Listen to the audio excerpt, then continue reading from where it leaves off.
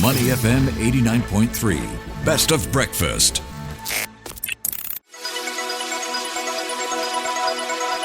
The U.S. Market Update with Money FM 89.3. Good morning, folks. Welcome to the U.S. Markets Wrap with me, Ryan Huang. We've got a winning session on Wall Street, sending indexes to new record highs, coming off the back of the latest Fed decision to cut interest rates.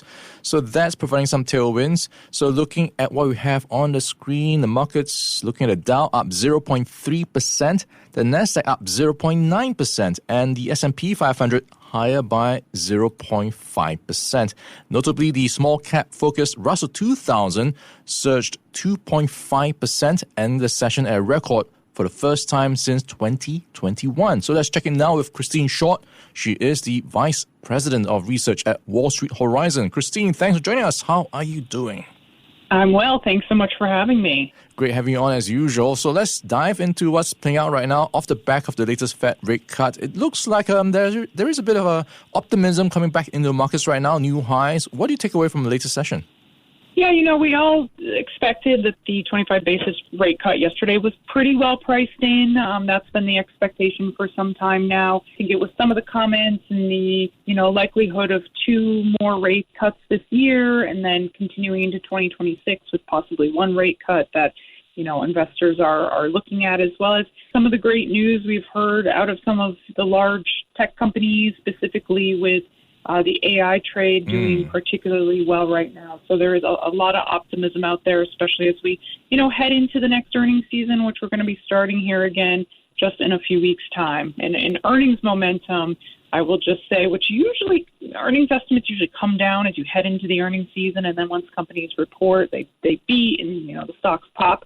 They have not come down. Analysts are actually ratcheting earnings up. So you've got earnings momentum coming into the new season as well, which I think are giving investors some, optimism heading into that time. Yeah, Christine, looking like it's glass half full, looking at where things are, especially for the tech trade. And we've got Nvidia helping to give a boost to Intel. In the latest session, we are seeing Intel's stock price up by over 20%. Walk us through what's driving this momentum.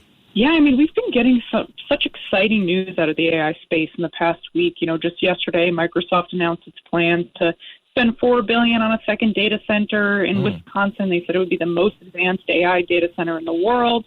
And then, of course, you had those Oracle results last week driven by several multi-billion-dollar AI deals for its cloud data centers. And then, like you said, today, this announcement with NVIDIA and Intel and NVIDIA with a $5 billion investment in this technology collaboration that they're working on two products together. So NVIDIA will soon support Intel's central processing units in its AI infrastructure. NVIDIA, up to this point, typically uses CPUs from ARM, but they're going to be using Intel's to integrate into those AI supercomputers.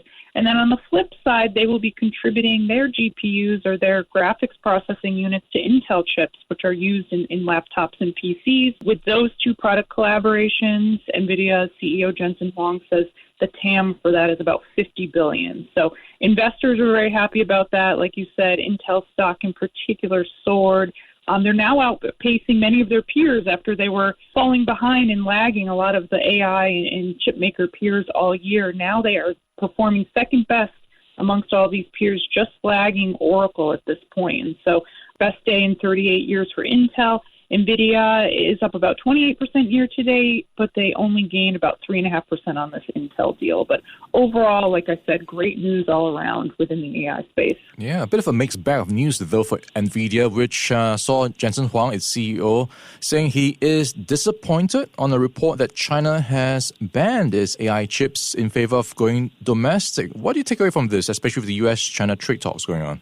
Yeah, look, this has been playing out for some time, and China's government has been encouraging the use of domestic chips, but we continued to see even those more advanced chips were getting through despite some policy that was put into place there. They were heavily used, and then we saw demand from China. So it is a big blow to see that they are officially being banned and not just encouraged to go domestically, but it will likely be more difficult for those producing with AI chips in China to get their hands on NVIDIA chips. So yeah, that's certainly a headwind that we're going to listen to more when Nvidia's earnings come up next season and any sort of interim interviews that they give, because that was obviously a very big market for Nvidia. Yeah, and talking about a big market, the wearables market is big and booming as we see Meta talking about a new pair of Ray-Ban branded smart glasses. Would you get a pair for $799?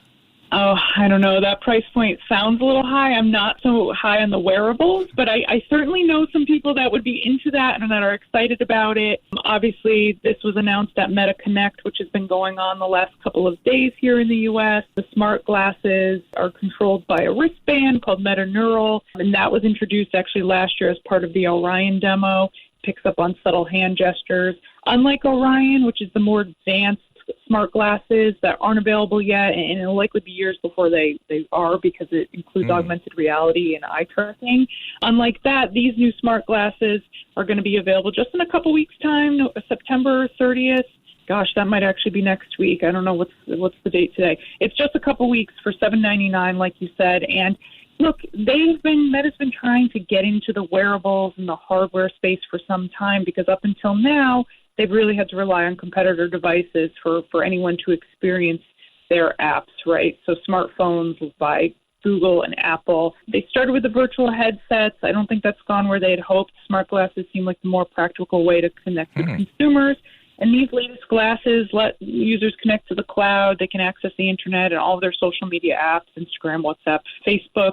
They can view directions, see live translations. So, yeah, I think this is a really exciting announcement. I think we've been calling it the smart glasses race. They are first to market, but I would expect Google and Apple aren't far behind. And those offerings might be a little more robust as they have respective operating systems, which will likely be integrated. But Meta certainly launching first, and very exciting news. Yeah, of course, Apple has got its Apple Vision Pro, but with glasses, it might change the game somewhat. So that's Meta in the latest session, up some 0.5% on the news. Let's take a look at what else is playing out in the markets. And we've got the small cap space really doing well, 2.5% up for the Russell 2000, and that's a new high. It's first time since 2021. Is this the time perhaps to rotate to the small cap space? Yeah, like you said, surging for the first time, and it's been a while for small cap. We really have been focused on these mega tech, really sector specific and just very large cap focus. I think with certainly the interest rate cuts certainly helps some of those smaller names, and so it's good to see broader base. We've been talking about both sector focus and market cap focus. And so a healthy market is more broad based. And we're starting to see that this year after a couple of years where it was a little more concentrated. All right, new highs across the board for the major indexes, including the small cap space, and helping us to give a snapshot of what's happening in the tech space as well. We've been in conversation with Christine Short. She is the Vice President of Research for Wall Street Horizon. Christine, thanks for your help and your insights today. Yeah, thank you again for having me. All right, we'll catch you again soon. Stay at Money FM 89.3. Before acting on the information on Money FM, please consider if it's suitable for your own investment objectives, financial situation, and risk tolerance. To listen to more great interviews, download our podcasts at audio.sg or download the audio app. That's AWEDIO, audio at the App Store and Google Play.